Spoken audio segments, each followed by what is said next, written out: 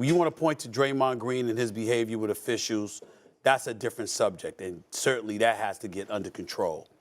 But I'm going to tell you something. I watched that press conference with Draymond Green, and I listened to him say this had nothing to do with the team. It had nothing to do with contract negotiation. It had nothing to do, he don't count other people's dollars in their pocket and stuff like that. And I believe that because I believe for the most part that's a code amongst professional athletes. They understand that. You want everybody to get the bag. You just want some of your own yourself.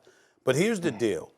He openly confessed that there's stuff going on off the court that he's dealing with. And that ultimately he brought it to practice. And so, again, he admitted that he was wrong. You can't do what he did. There's no question about that. And whatever punishment came down the pike from the Golden State Warriors, we would all sign off on and we would completely understand.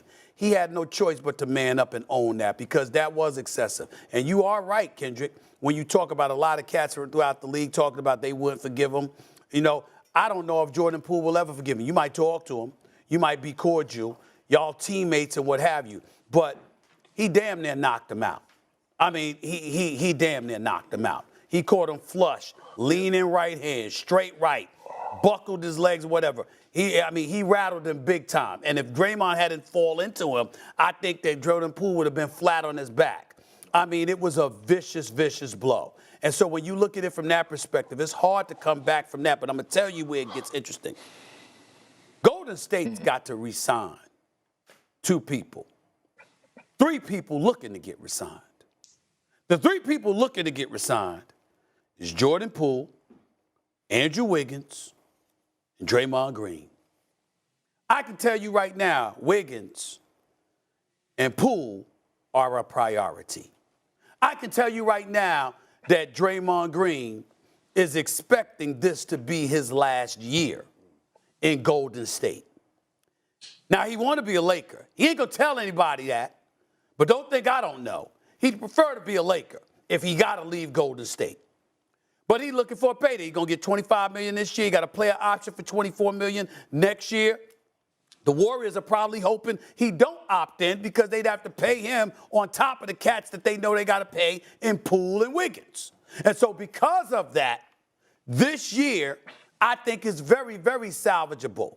Because I think the Draymond Green that wants his money knows, especially since this happened, that he's got to go out there, he's got to be on his best behavior, and he's got to bring the game of his life if he wants a new extended contract from somebody else other than the Warriors. Because I think this is his last year as a Golden State Warrior. Yeah, but Stephen A., let me give you a little pushback on the anger management and the counseling part of things, right? Okay. It's not a one-time thing with Draymond Green, and I get it. He's an emotional guy. We all understand that. I was the emotional guy when I was a player, right? You got guys that play with that emotion, that have that type of, that carry that certain type of energy and whatever. That's how a lot of us made it, because of emotions, right? But here's the thing that I want to ask you. It's been a pattern. We saw how he disrespected Kevin Durant, which somewhat caused Kevin Durant, which was the straw that broke the camel's back on why he ultimately left the Golden State Warriors. We have seen this behavior out of Draymond Green going at Steve Kerr and things to that nature, throwing temper tantrums. At some point, you got to look yourself in the mirror and hold yourself accountable. And guess what? In today's world, it's okay. It's okay to go out there. I agree with you. I appreciate that message, and you're not wrong. I appreciate that. That's a bigger message to send to everybody. You're absolutely right. All I'm saying is there's a distinction between throwing temper tantrums and damn near knocking out a teammate with a straight.